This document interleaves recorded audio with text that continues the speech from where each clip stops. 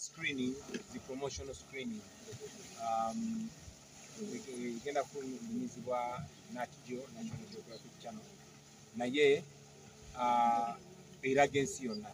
So zino zolaba screening zetugenda ku the promotional screening tugenda zikola omwaka mulambo tuzikoze since September last year, tugenda zikola paka September wenafuluma okwetoloola ensi yonna so that enegenda okufuluma nga yakabizi firimu ezakabizi bazikola basooka zisudia no making sure ensi yonna taking attention then they were giving.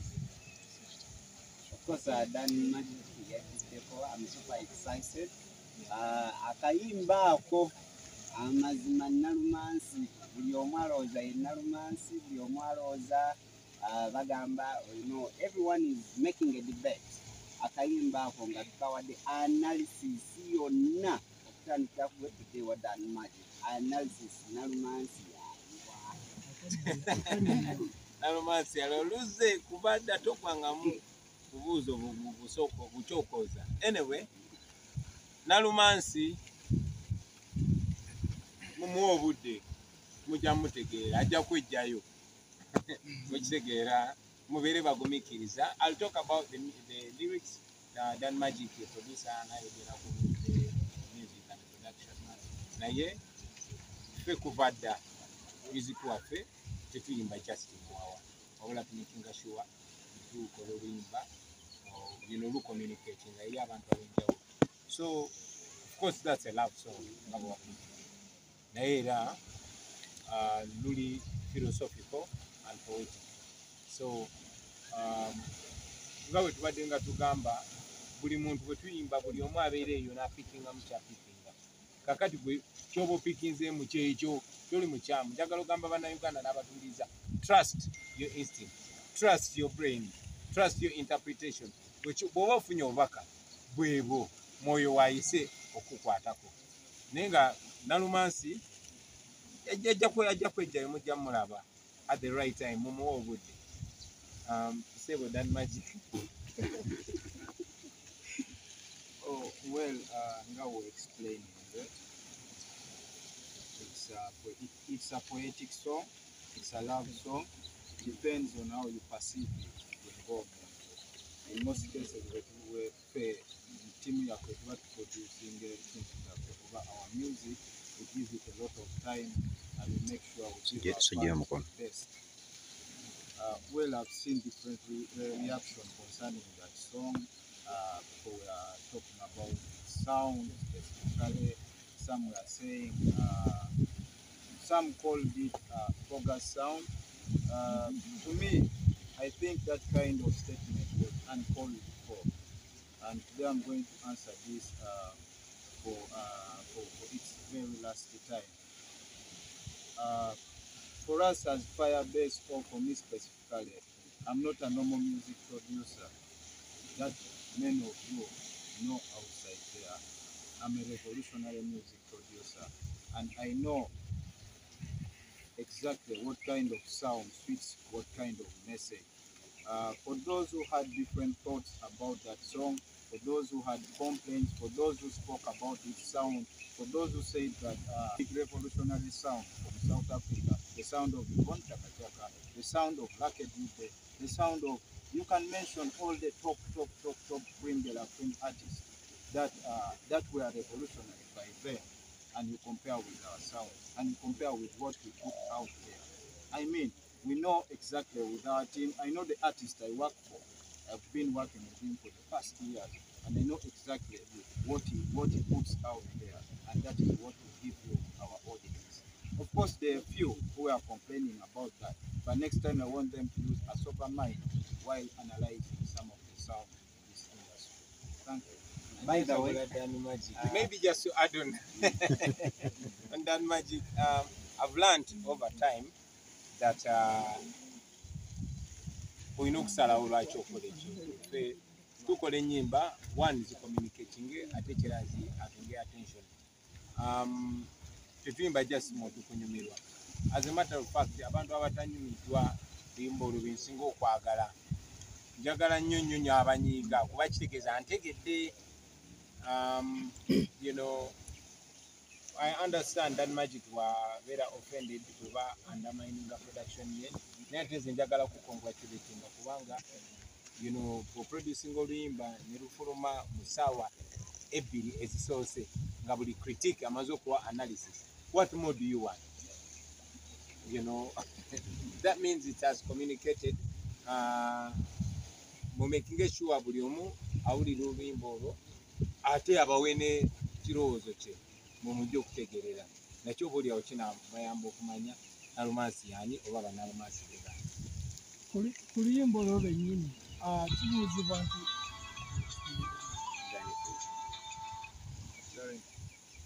ku luyimba olwo lwennyini omuntu ayinza okwebuuza lwaki nyigiyanyiri teyabaddemu ne layini ate nga tukimanyi muyimba babiri ebiseera ebisinga.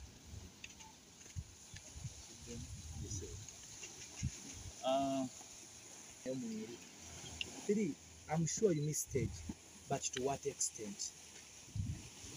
Thank you. Yeah, kyosembezaawo ekituufu. I miss stage. Waffe tuli ba artist wala. Tuli ba artist ekyo kye tukoze obulamu bwaffe bwonna bwonna. Naye ate twazuula nti artist si wakuyimba buyimbi kunyumirwa.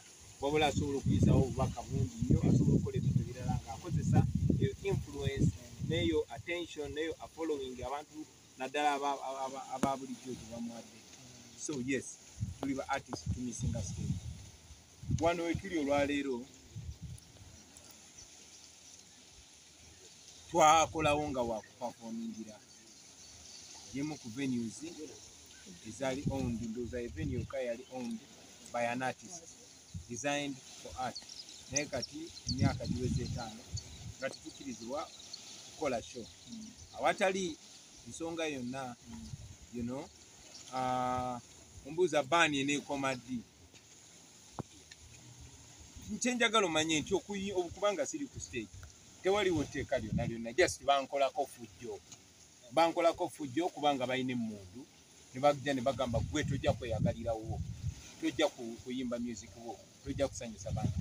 So bali mu kunkolako fujjo. Kinaakoma ddi ng'omukozi w'effujjo awanguddwa? Ani ankolako effujjo? Museveni. Lwaki ankolako effujjo? Kubanga alina emmundu, era singa talina mmundu okitegera. So kinaakoma ddi?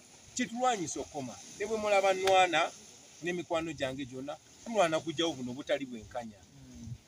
Naffe tufune eddembe lyaffe okola kyetunyumirwa ate ekibeezaawo ne famire zaffe ne ttiimu n'abannaffe abalala bangi. So ekinaakoma nga bino biwedde. Obuuza Nubian naye ali ku baani, Dani Magic n'abalala. Munnange bwe twabuuka ne tugenda tugenda kuyimirira ku mazima twali bangi nnyo ab'omukwano, tetwali just ffekka. N'emikwano egimu bambi ate obasaasira ne bafunamu okutya era bo tebayimirirawo. Naye abo bonna abayimirirawo nange nga bayimirira ku mazima. Si just kubeera mu bubeezi nti tebapafominga kyokka. Ono Dani Magic ne Nubian baamala emyezi 7 mu kkomera nga tewali musango. Ono musango gwe ya endosinga kubeera president. Ono musango gwe yali kyali wange, bamusanga nange nga tuli campaign. So ebizibu byagenda bigwira bakyali bange. N'abalala nammwe byabagwira lwakuba temumanyi. Mwe muli ku Facebook, mulina Facebook era mulina kukozesa VPN. N'ebirala bifaanana bwe. So munnange naawe oli bw'otyo lwa butakirondoola. Ekyo kindeeta okubuuza nti before nga tonnagenda mu politics, tukimanya ebifuzi byaliwo, but Bobi Wine wafuuka bizinensi e Kampala. Ayagala ofuna erinnya lumba Bobi Wine, ayagala olya ssente eza gavumenti. What do you think about your name and vis-a-vis in money exchange? You a business. First of all, it's not about me. Tekiri kunze siri wanjawulo faanana bannange abalala bonna. Just namanya kyensobola okukola nesalawo nenkikola era nekibuusa abantu bangi nnyo.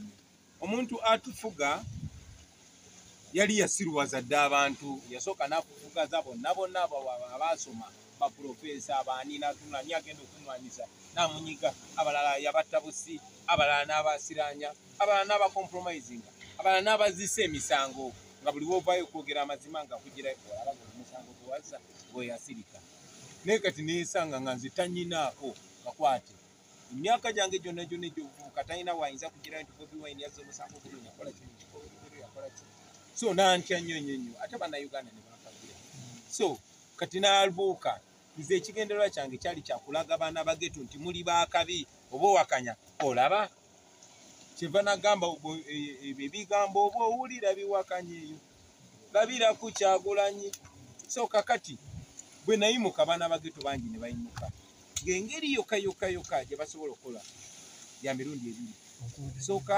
yakukulirira banno nogamugeto ani mukwano gwe ne baleeta buchamani kwata sente genda egereboto ani ne baetoola mikwano gyange gyonna gyonna naye ate najja n'ebintu bibiri ekirungi n'ekibi nalaga ensi nti industry yaffe y'amaanyi kati nayo ne bajja ataakinga ne baba compromisinga ate bannange abaali tebabuuse bo ne batunula kumpi nze nga njagala batwala mu nsi ensuubize bonna wano olwaleero singa mwena kati eno interview mugikoledde mu State House nga muli ba artist naye nga muze wali ne babacekinga ne mujja ne mulaba kyali wammwe nga president ne mu interviewinga the influential so weesanga ng'okulwanyisa Bobi Wine mulimu gw'amaanyi nnyo kubanga Bobi Wine agoboli eyababba nja kumaliza nga nkuwa analogy eno nti bwe tubeera nga tulina ssente zaffe omuntu n'azibba tulina ekisawo wano kyaffe n'akikapa n'atandika ne tumugoba ajjamu